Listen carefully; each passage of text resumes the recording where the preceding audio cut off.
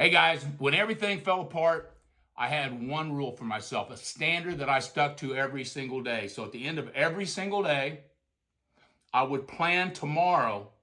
I called it organizing today, tomorrow. I would identify what my three most important things I needed to do tomorrow.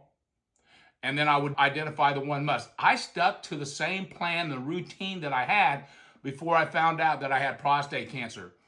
And anytime I would think negatively, I would immediately, within 60 seconds, say, okay, what's one thing I can do to make this better? And for me, it was always go back to the plan. And I just follow the plan. I didn't have time to think about this stuff, and I was accomplishing so much more.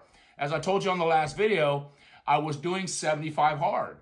And, for me, I had already completed it 3 times. I knew that I was not going to be able to get all the way through it. I got to like 44 days. But when I went into the surgery, I was in the best shape of my life. I was eating clean, drinking a gallon of water, doing 2 workouts a day. If you've ever seen 75 hard, you know what that's like. I didn't try to fix everything. I just stuck to one standard: follow the plan. And I focused on my identity. Who am I growing to become? I actually created an identity statement.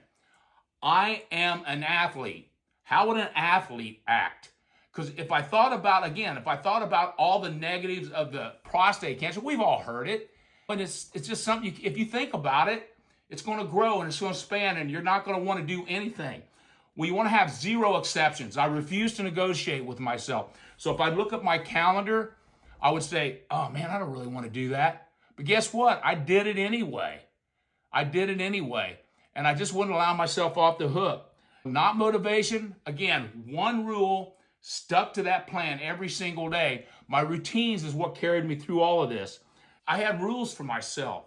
I got up at 4 o'clock in the morning, no matter what. I went to bed a little earlier because I was pretty tired. But I got up at 4 o'clock. I started my day.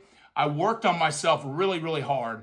One of the things I think if you can make yourself feel a lot better about yourself, and I focused on my family. I knew my family was going to need me through this. I didn't want to be some liability. And I mean, we've all heard the stories. And I think one of the best things I did, and I talked about this, is I researched successful people, entrepreneurs, celebrities that had prostate cancer. And by doing that, I found out that they had amazing results. Most of them had their prostate out. Some of them had just the radiation or hormone therapy, but most of them had their prostate out, and they went on to live long lives. You heard of Al Roker with the Today Show. He had prostate cancer. Colin Powell had prostate cancer. Arnold Palmer had prostate cancer. All of them lived long lives. In fact, Arnold Palmer's process went exactly almost like mine. So I just made sure that I focused on what's the next step, as I talked about in the last video, and knowing that I had the next step. And then when I got done today, my wife and I would watch TV and movies and stuff. We lived a life just like we always did, knowing out on the horizon, I had the prostate removal coming on March 8th, the surgery. I knew I had that to prepare for, but I didn't think about that. I thought about what I had to do today, and I made sure I kept to my routine. Subscribe to this channel, and I'm going to continue to tell you my story, and we're going to help you build your routines and systems to get you to the other side of this. It's not dire like you think. I mean, I don't know where you're at, but it's not dire what you think.